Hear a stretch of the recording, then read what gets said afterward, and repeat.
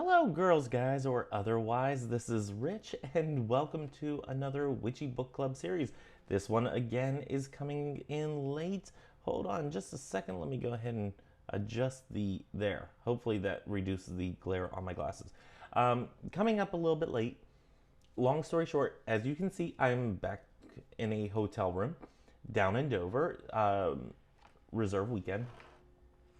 So I was going to try to do this yesterday, but I didn't finish the reading until earlier today.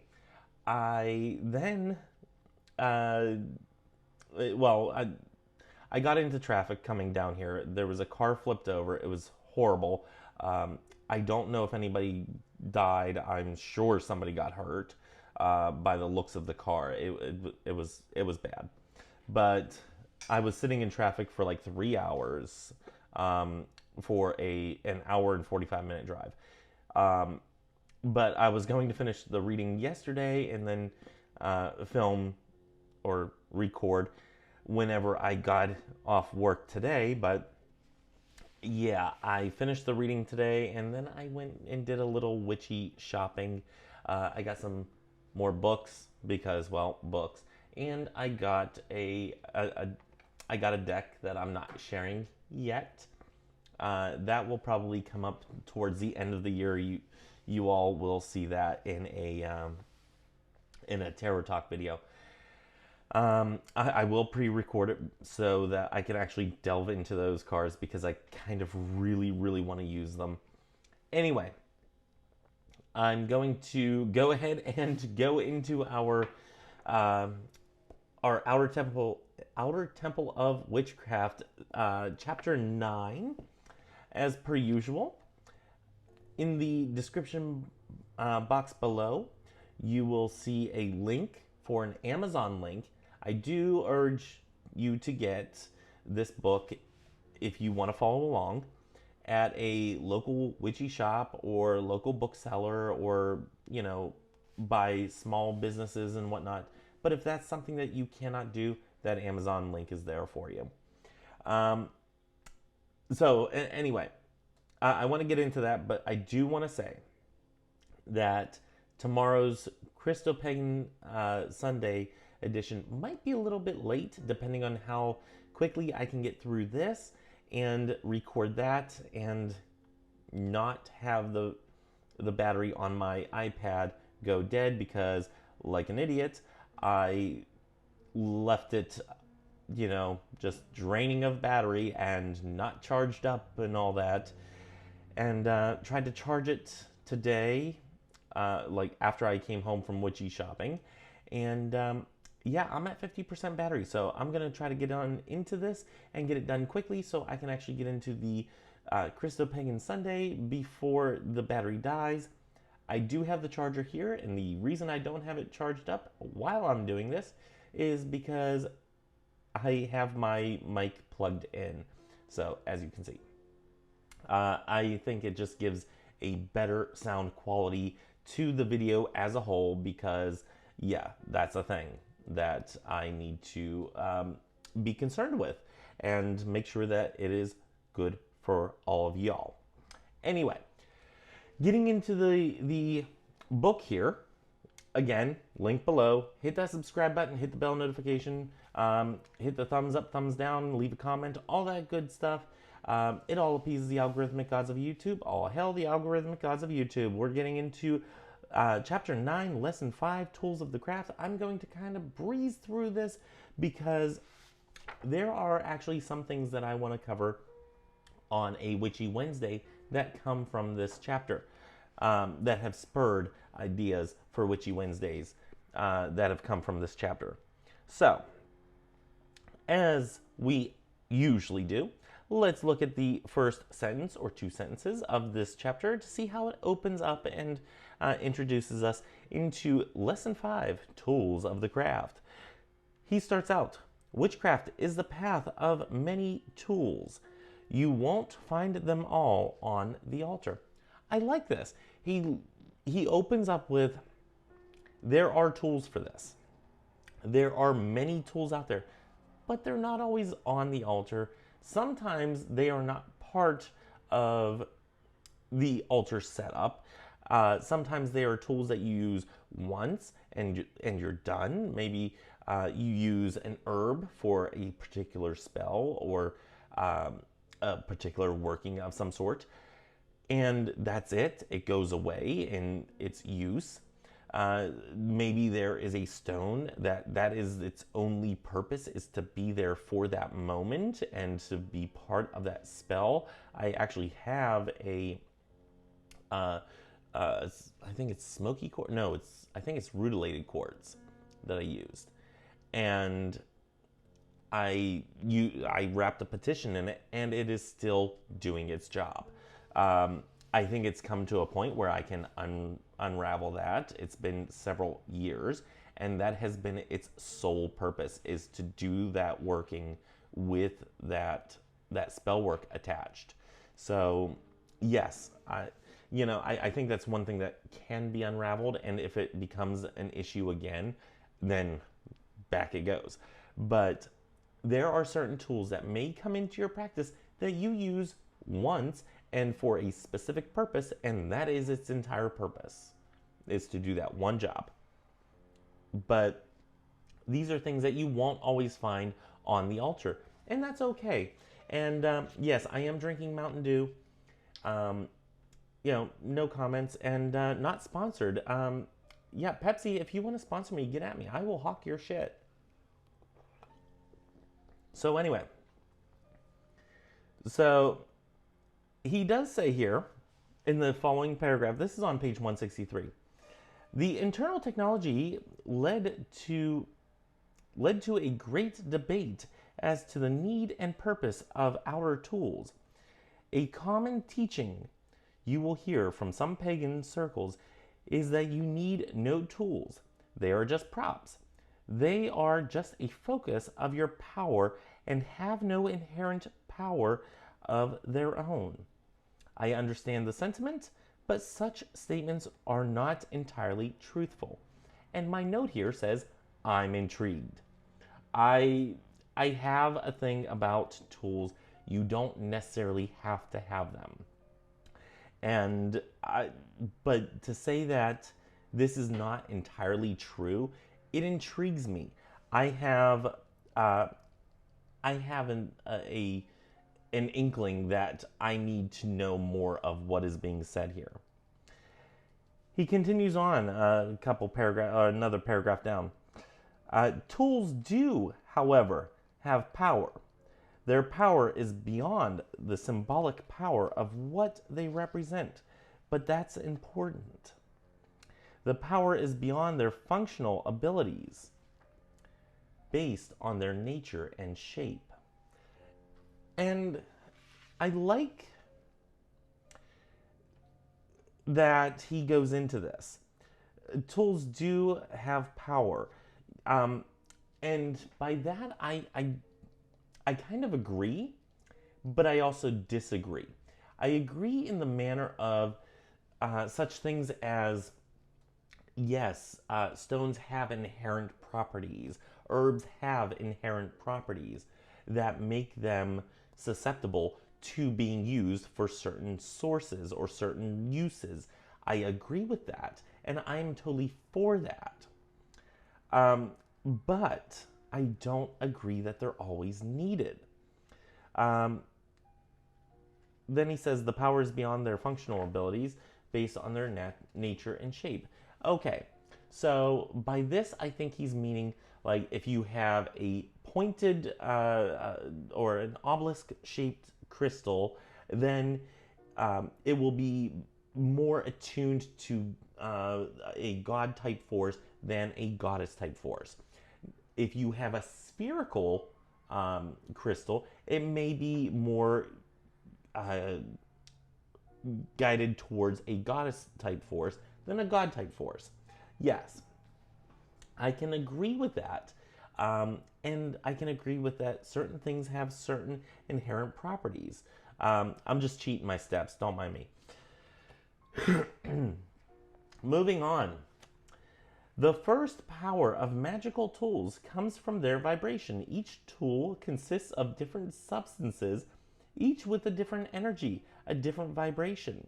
The metals, woods, stones, and clays, along with the colors, symbols, designs, and intention of the artisan, give each tool a particular vibration. Um, this is I have I have notes. Okay. My notes say this is what I was trying to say when we were discussing on Crystal Pagan Sunday about the breath of life, and we subsequently talked about it. I think it was it on a Witchy Wednesday? It was either on a Witchy Wednesday or a following Crystal Pagan Sunday. But we talked about the breath of life and how we breathe into these items.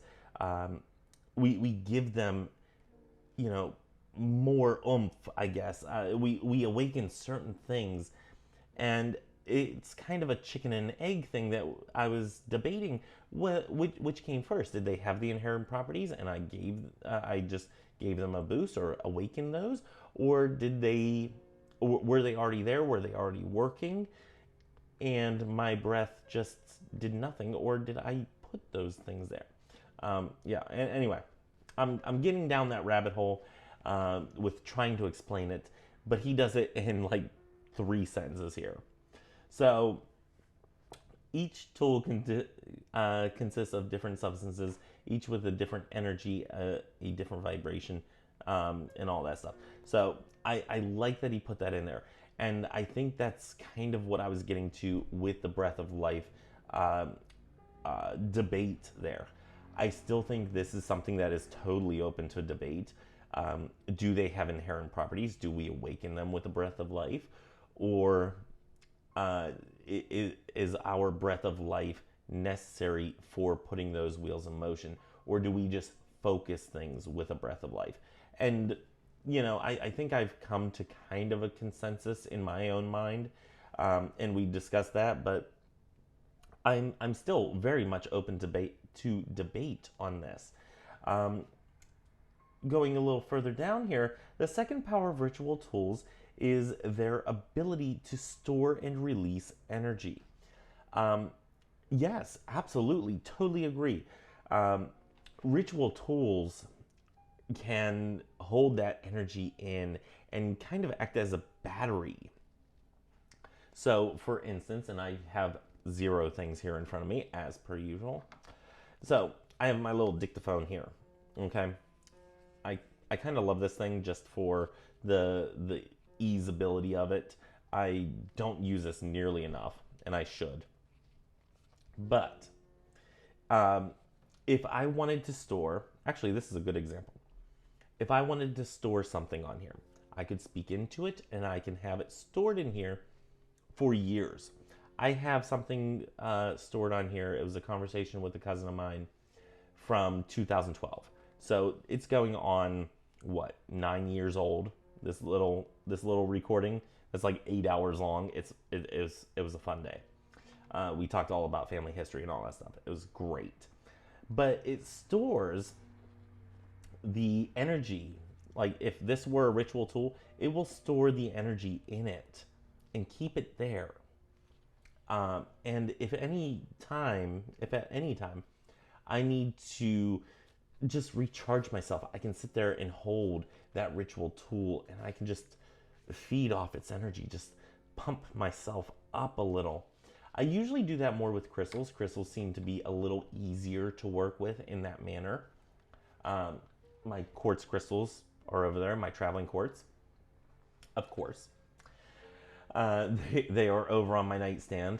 But those are a fantastic way of storing energy. If you are having a very happy, bubbly, positive moment where you are just bursting with joy, grab a crystal and harness some of that energy. Bring yourself down. It's great and a lot of fun to sit in that moment, but I am a little bit of a miser. Some people that I am working with down here in Dover commonly call me the cheapest bastard they have ever met, because I will literally go and get coffee in a hotel lobby. Side story, when I was staying here, when I was on lodging on base, they have complimentary coffee in the lobby. So before work, I would go and I'd get my coffee. I'd go to work. During lunch, I'd come back. I'd fill up my coffee, my travel mug again, and I'd go back to work. And he would say that I am the cheapest person he knows because nobody else would ever do that he knows. I'm like, why not?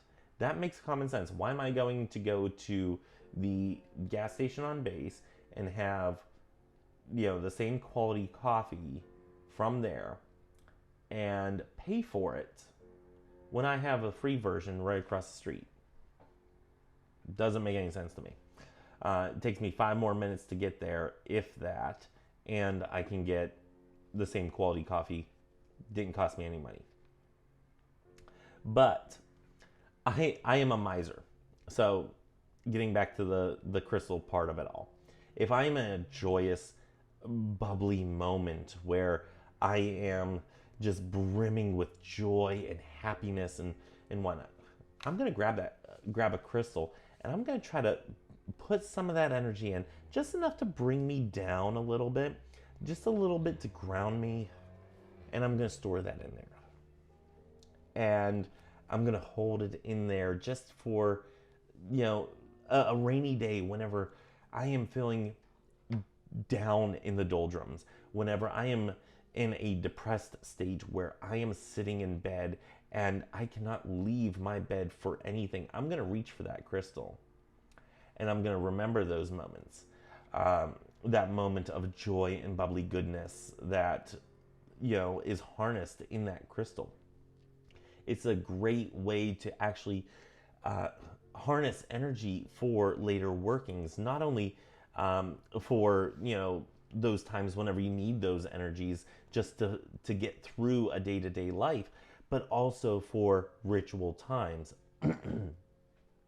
If you're doing something that is really like a really charged up circle, whether you're doing spellcasting or not, if you have a really charged circle, harness that energy.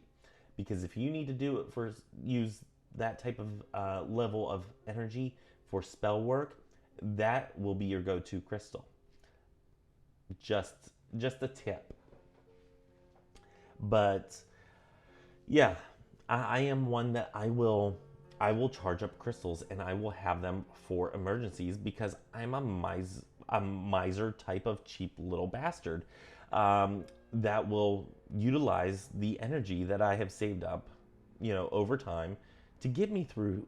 To get me through a certain day or a certain moment. To get me through a certain time.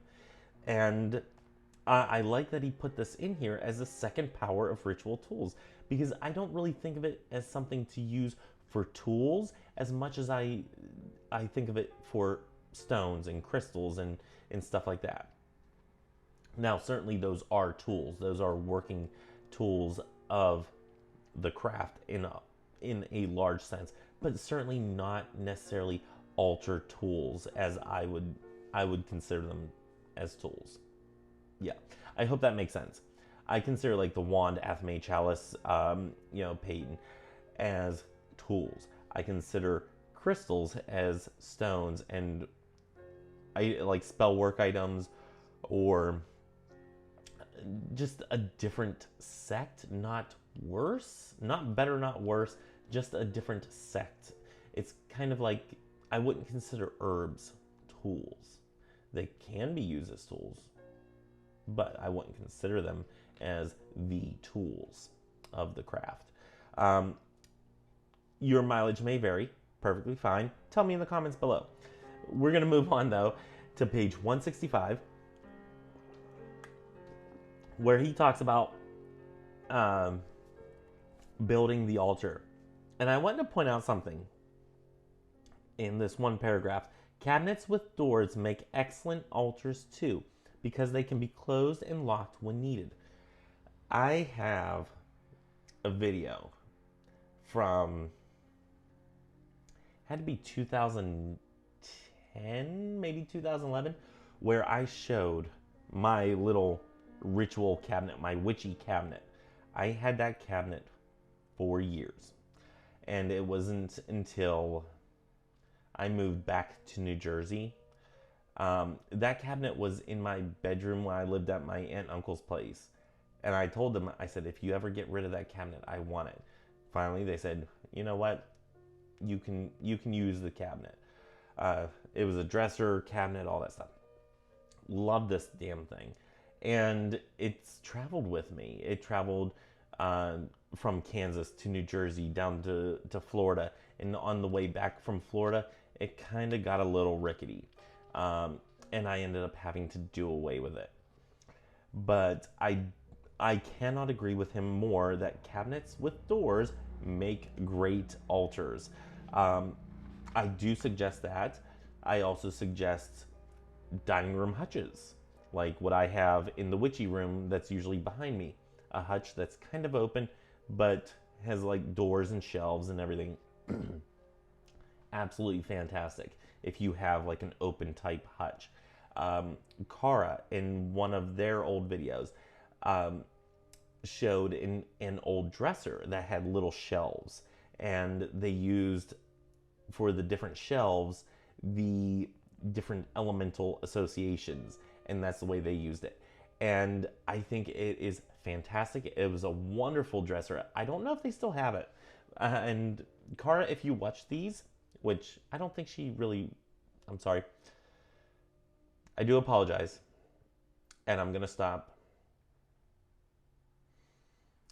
I want to correct myself, because Kara does not go by she. Kara goes by they. And I want to correct myself, and I'm trying to be cognizant of people's pronouns. So whenever I get them wrong, I have to sit there and readdress it in my mind. And I do apologize, and I don't want to make a big deal of it, but I have been accidentally using the wrong pronouns for quite some time, and I need to address that with myself. So anyway, and I'm not going to cut that out because I think that's something that we need to be cognizant of. But anyway, I wonder if Kara sees this, if they can let us know if they still use that, because I think that was a fantastic idea, and I hope that they still have it. It was a great dresser. I really loved it. And I love the idea overall of using a dresser with a big mirror and, all that stuff. Especially if you can take the mirror out and make it a black mirror, yeah, totally witchy vibes there. Love it. Anyway, and just to backtrack, Kara has said to me, don't worry if you get my pronouns wrong. No, that is not the right answer. I need to be hit over the head to make sure that I change my vocabulary, because it is important that if I do it for somebody that is easily forgiving, like Kara is, that I do it for somebody who society will constantly, purposely use the wrong pronouns for. And it's important that I be cognizant of this. And I'm getting a little emotional because this is something that I've had a lot of arguments with people here down in Dover. We're going to move on. I do apologize for getting emotional. I try not to. Pepsi, get at me. I want to hawk your shit. Anyway, page 172. Setting up the altar. Various books and traditions will give you the definitive way to set up your altar. Absolutely, they will every single time. Every single book that you open up, I can probably show you I know for a fact, I can show you in a book over there that has nothing to do with paganism in general. They tell you exactly how to set up an altar. It's actually a Gnostic book that tells you how to set up an altar. Will I set up my altar that way? Probably not. Will I take cues from them? Absolutely. Will I look into the why behind what they do and why they are doing certain things? Absolutely. But at the end of the day, I'm going to set up my altar the way I damn well please, because it's my altar and it's my practice and it's the way that it makes sense in my mind. Now, just so happens, my way of setting up an altar is very Wiccan type based, Gardnerian type based. And at first in my practice, I kind of took a little offense to that. I'm like, oh, Gardnerian, oh, no, it's actually not a bad thing. The way that and it's because I was uneducated in who Gerald Gardner was. Even though I don't agree with everything about Gerald Gardner, I do agree with some of the why behind what he did. Um, and I can say that about many practitioners out there. Um, but I kind of like in the beginning year or two of my practice took a lot of offense to somebody saying, "Oh, that's very Gardner based," and I'm like, "No, it's not. At least not that I know it as." But it, looking back, kind of was, and that's okay. It's not anything bad. But anyway, I'm getting on a tangent here. I keep on getting on tangents, and I want to make this a shorter video. Sorry. Um, it's not a bad thing to have your altar set up in a similar fashion to different practices, even if that's not really your practice. Like Gardnerian Wicca was not my practice, but it was my altar setup, even still today, is very Gardnerian type based. I would probably align more with the structure of ceremony and structure of ritual uh, with ceremonial magic and Golden Dawn and whatnot. However, I cannot wrap my head around the sword being air and the wand being fire. And I've had this discussion, and I'm not going to discuss it, even though it's in this chapter. I'm not going to beat that dead horse because it does not need to be beaten anymore. It's dead. I've gone around that mulberry bush way too many times. And if you get that reference, then, well, you know childhood rhymes and music and whatnot. So let's pop with this weasel and go to page 175. Problems with elemental correspondences, tools, and altar setup. Each tradition has its own way of doing things. Absolutely. I absolutely love that different traditions have different ways of doing things. However, it also can very much confuse the beginner witch of, what way is the correct way and what way should I be doing it? Because, I may be, I may be, let me pick something out of my head here. I may be from the Mediterranean region or Middle Eastern. Okay, let me go with that one.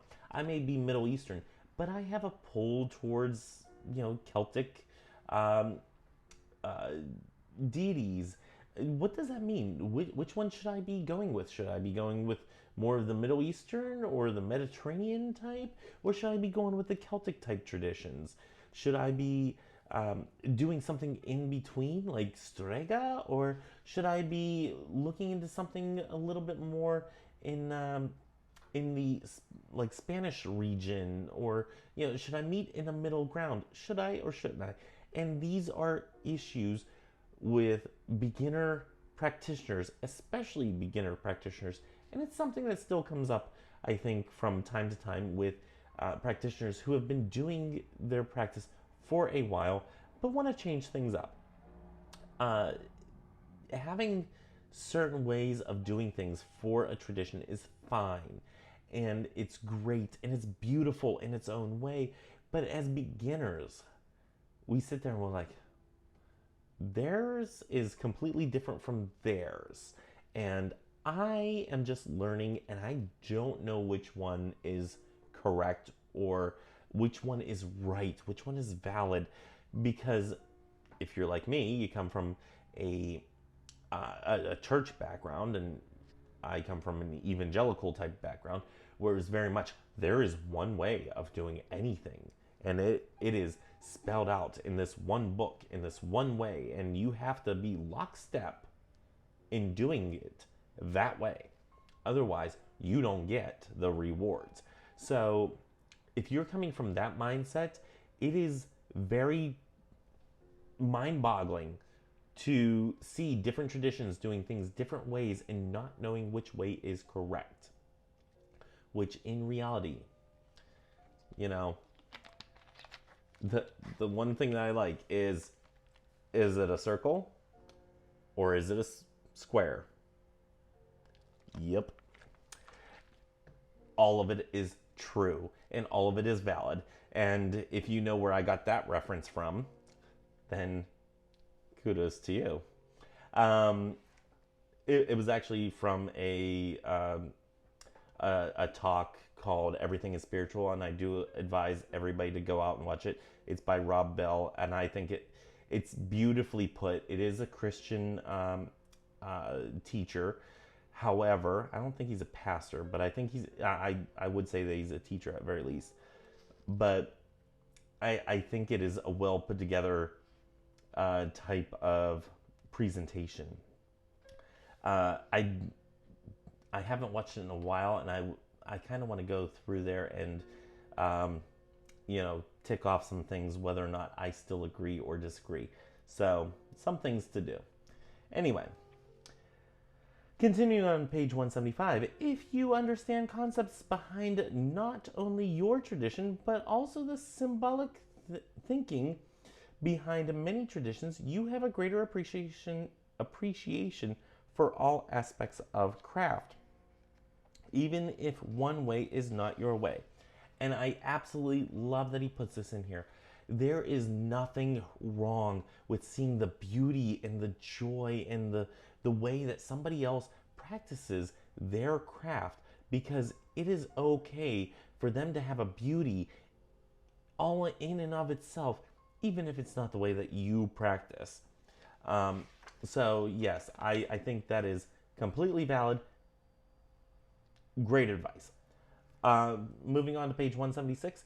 Feel free to adapt this material to suit your own taste, but always understand the concepts behind it. Love that he puts it there. No notes on it. Just had to read it, because if I ever write anything, which I am trying, y'all, I'm trying. But if I write anything, use what you can. Take what you want. Leave the rest behind. Just enjoy the beauty in it. But you don't have to take everything. Okay? Okay. Moving on. To page 179. Under cleansing and consecration. Consecration is the act of catalyzing the inherent properties of a tool and imbuing it with your energetic intention to hold specific energy for your rituals. Consecration can also be called charging, blessing, and hallowing. Hold on, I'm going to get to that in a second. To start, you must cleanse each object, purifying it of any past vibrations and energies. Okay, so I agree with to start, you must cleanse each object, purifying it of any past energies, because, some things just have a lot of gunk on it. If I grab this off the shelf, it can have some yuckiness to it. Cleanse that shit. Anyway, I like the way that he describes consecration, and I do agree with that.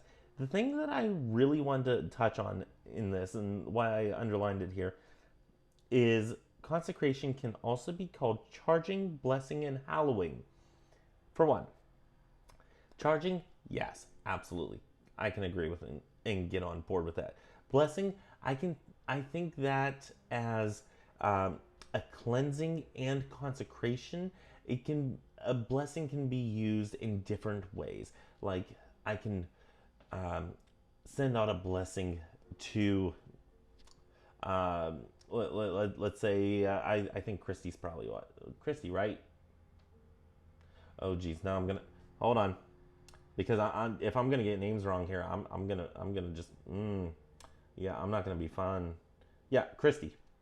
Okay, so if I, hello Apple Pay, so if I want to send a blessing to Christy, which does comment quite often on my videos, thank you, Christy. And I know I haven't gotten back to many of you in the comments.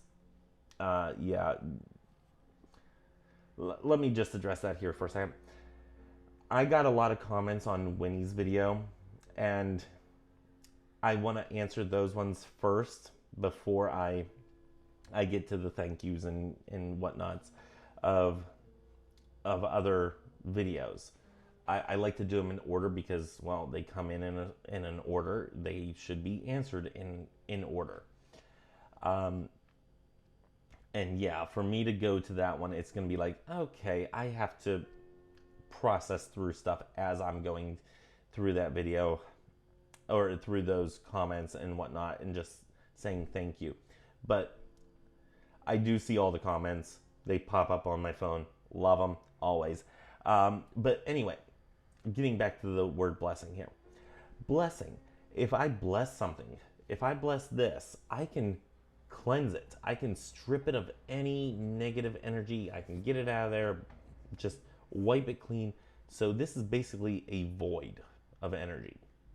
Now, that does go in, it gets into a sticky wicket of if there's no energy there, is it possible to even exist? And we get into a sticky wicket, which I don't like to think about. I like to think of it as I'm cleaning, okay? And I can do a blessing of I'm cleaning this, and I would consider that a blessing. Or I can send a blessing to Christy and say, I'm blessing you because you comment and do such lovely comments on my videos, and I love them. They make my day. Quite literally sometimes. They make my heart sing. Anyway, now it just sounds like I'm pandering for comments, but no, I'm not trying to. But I can bless a person, but I can also see how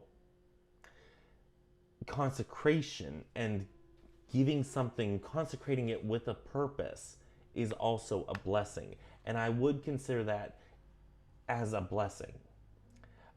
It's a very Swiss Army knife type of term that you can use for multiple purposes. And I love it. It's fun. It's fantastic. It's great. We love it. The one that I did not ever think of before is the word hallowing.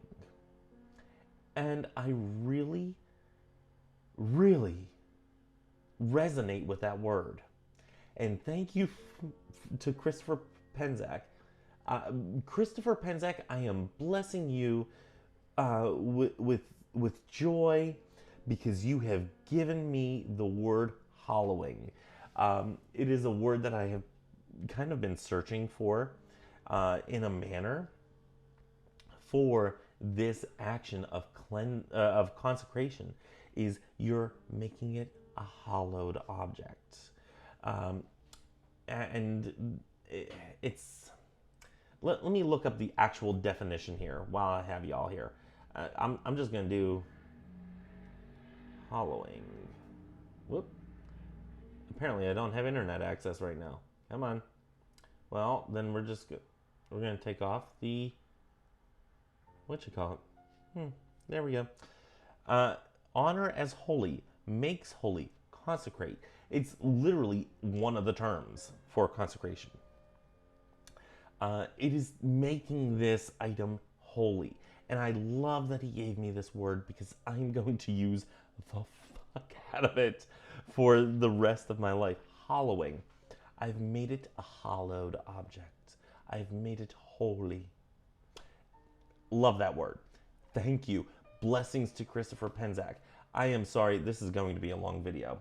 It has just gone into long video territory because of rants. That's why. Okay, on page 180, magical cleansing is done through the use of the 5 elements. Each technique is powerful by itself. The only and only one is needed. Powerful cleansing rituals may use many techniques combined together. And this is the section that has given me the idea of doing a Witchy Wednesday on each one of these methods. The air, doing with the element of air, the element of fire, the element of water.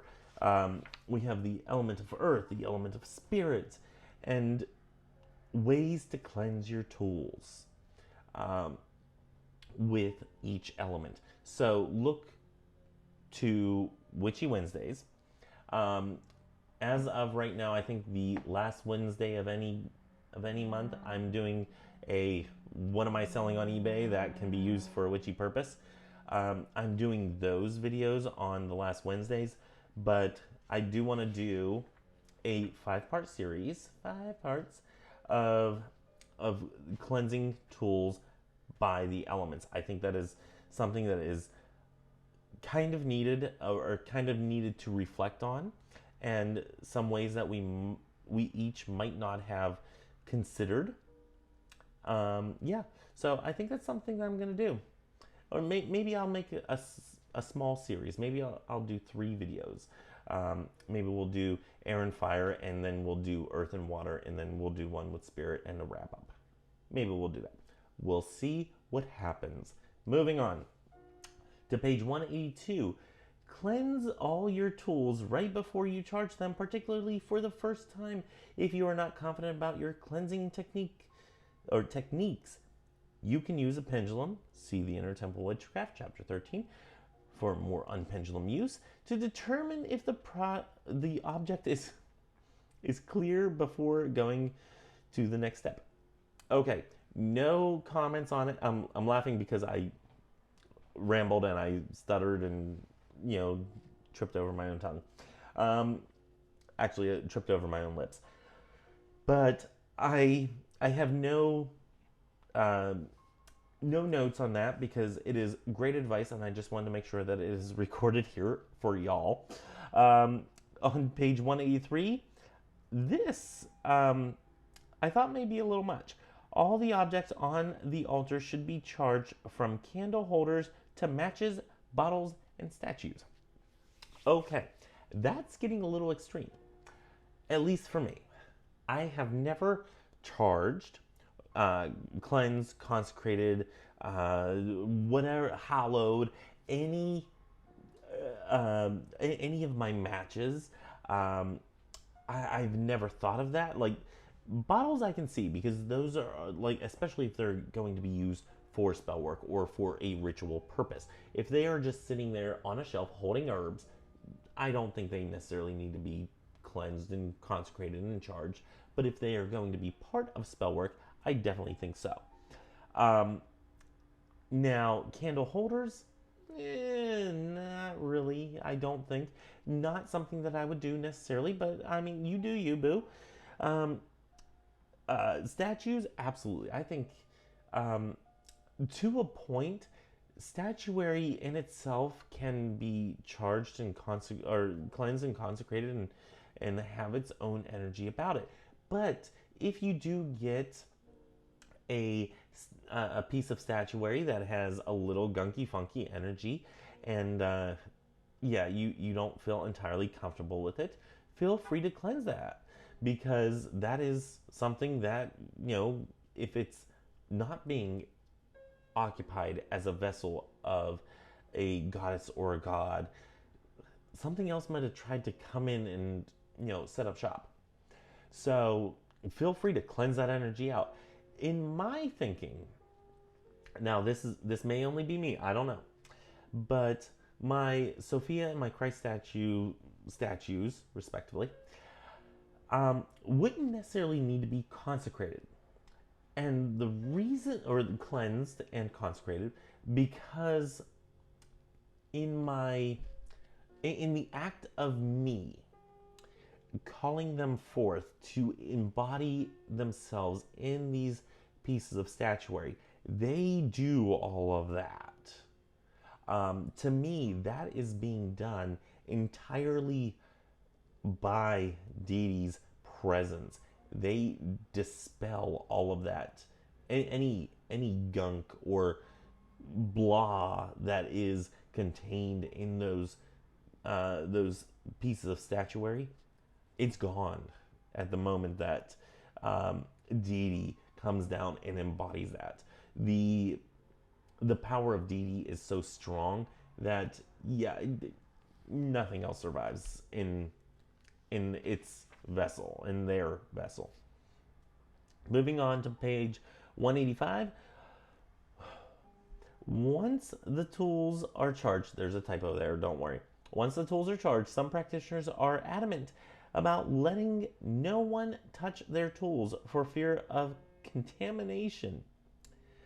Okay, I'm going to read this other part and then I'm going to go on a small rant. Small rant. I believe the entire altar should be cleansed and rededicated at least once a year. You might think that is not often enough or too often. Okay. Addressing the last one first, the first one last. Okay, let's go.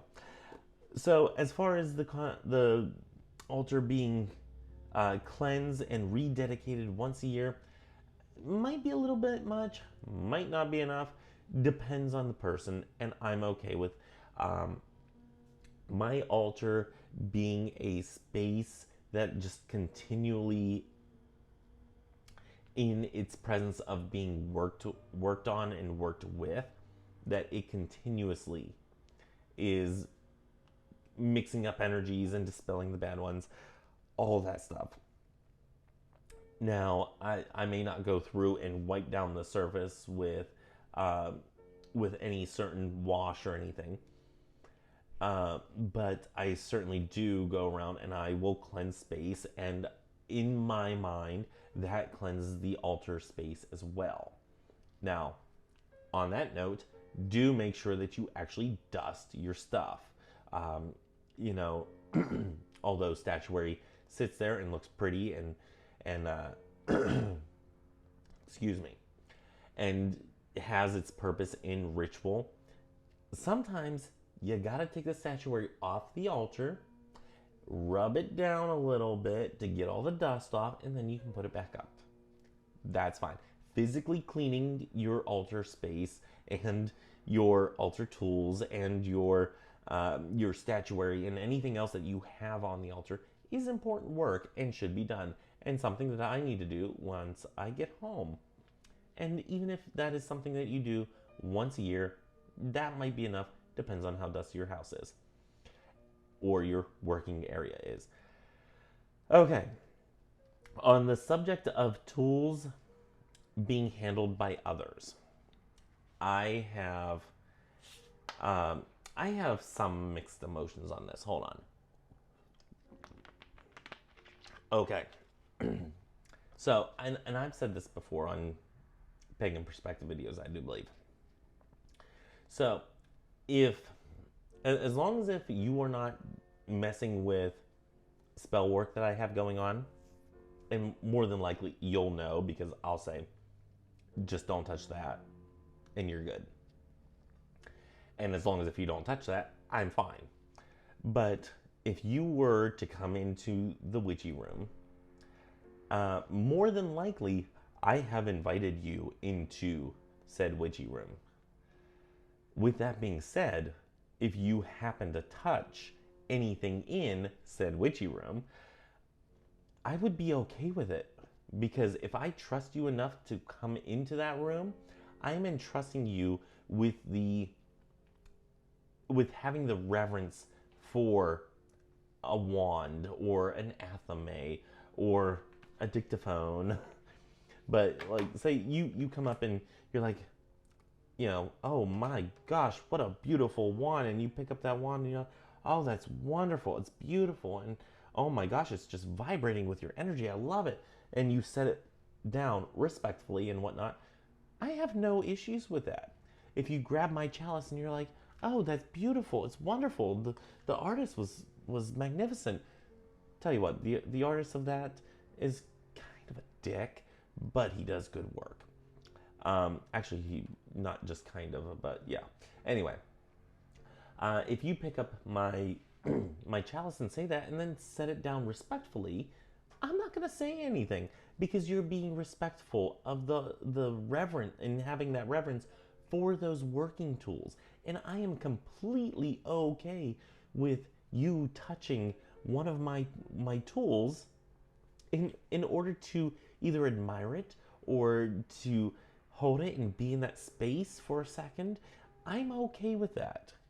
I have a friend who has the Fairy Oracle by Brian Froud. Her deck has only been touched by one other person, I believe, and it was completely by accident. It was not something that the person intended to do. She was just clearly moving it from one area to another so it wouldn't get damaged or anything. Had respect for it and everything. And the lady was real sweet about it and everything.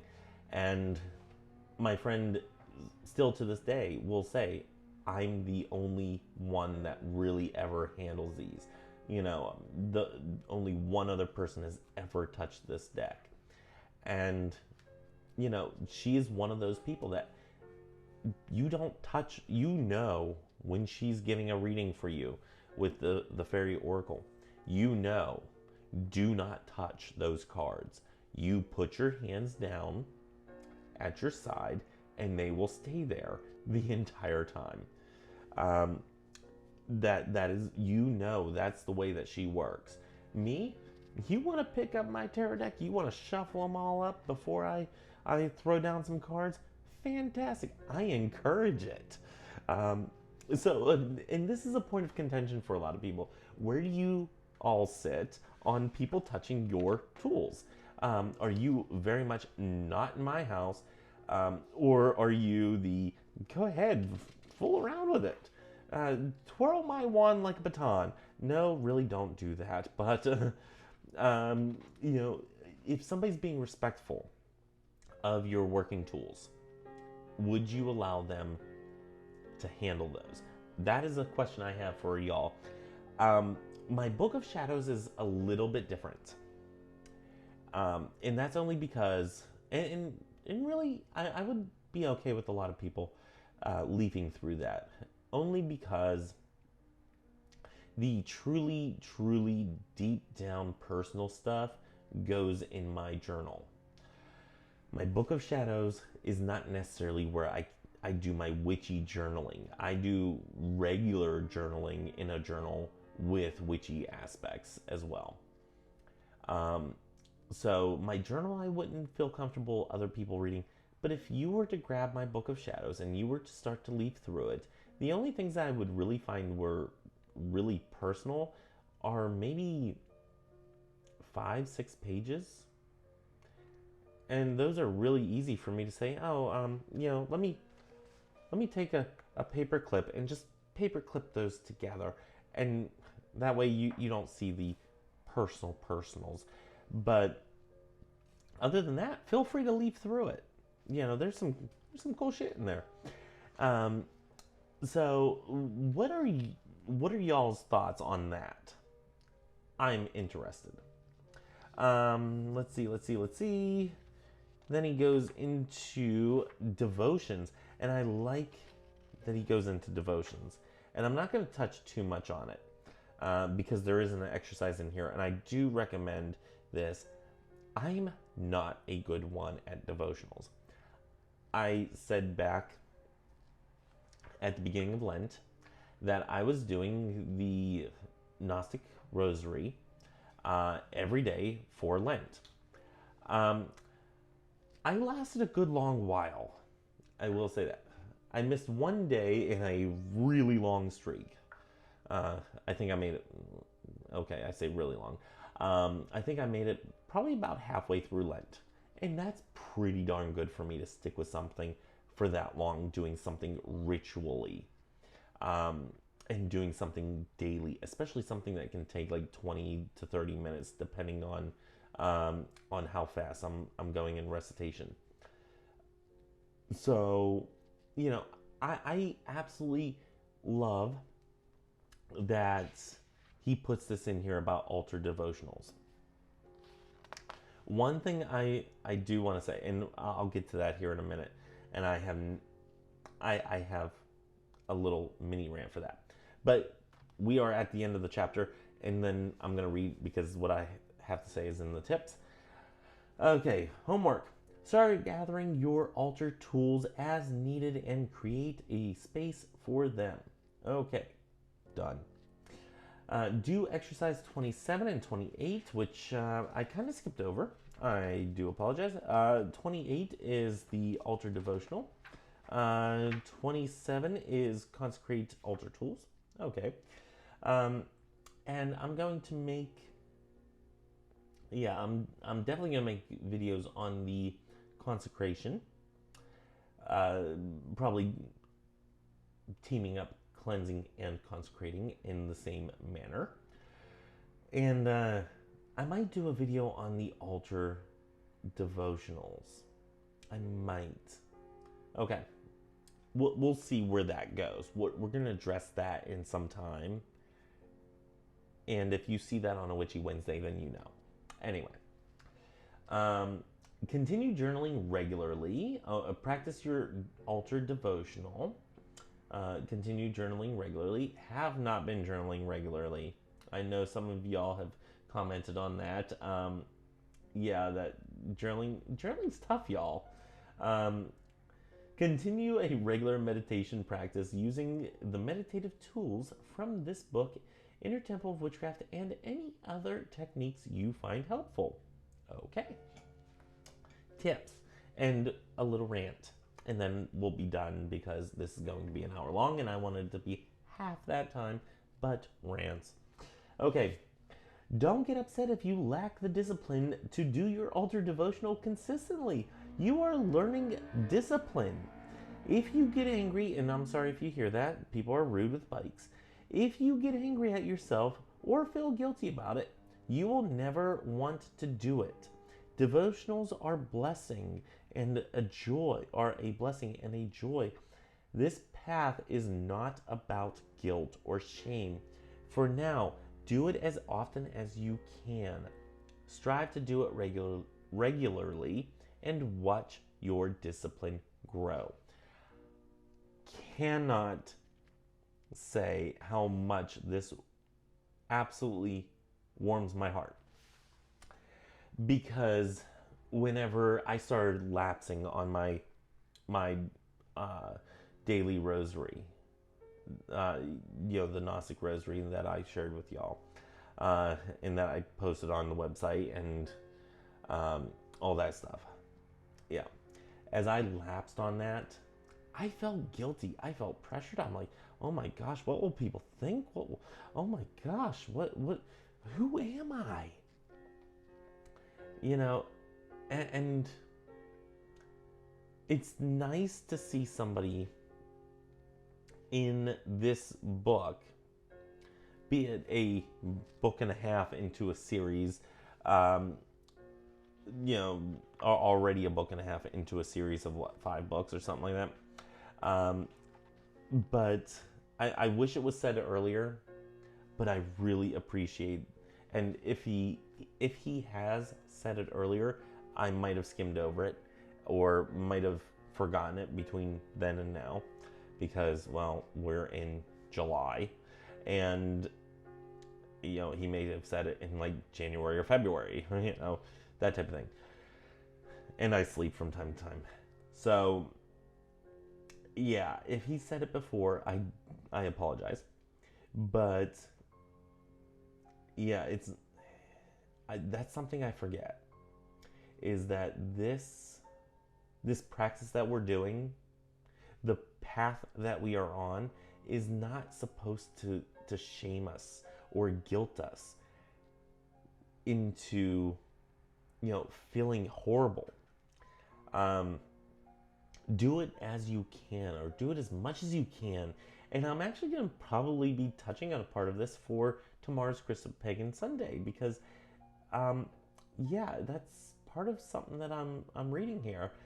And, sometimes we have to get past the guilt and the shame that we maybe not even naturally feel, but that feels more natural to us. because of upbringing and society and whatnot. And just instead of feeling guilty about it, go back and do it. You know, pick up that devotion again and do it as you can. If you miss a day, no big deal. You'll get it the next day. It's okay.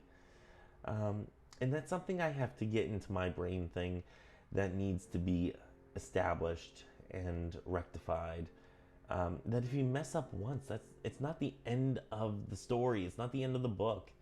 It's just the turning of a page. So, yeah, let me know what you think.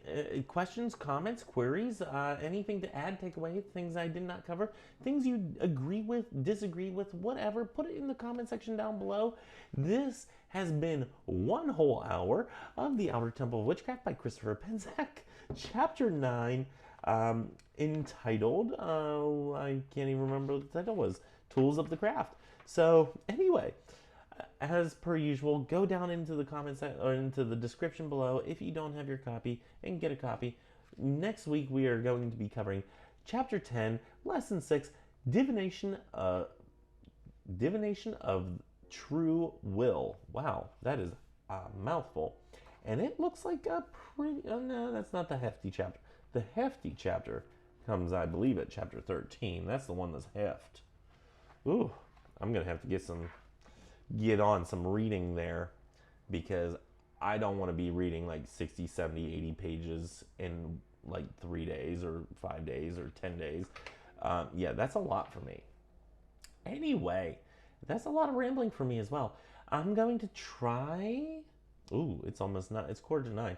I'm going to try to get this uploaded and whatnot, and get the Crystal Pagan Sunday one uploaded and whatnot. As per usual, comments below, all that good stuff. I'll see you tomorrow for Crystal Pagan Sunday. Until next time, may you have love, hugs, and ladybugs. I forgot my outro. Bye.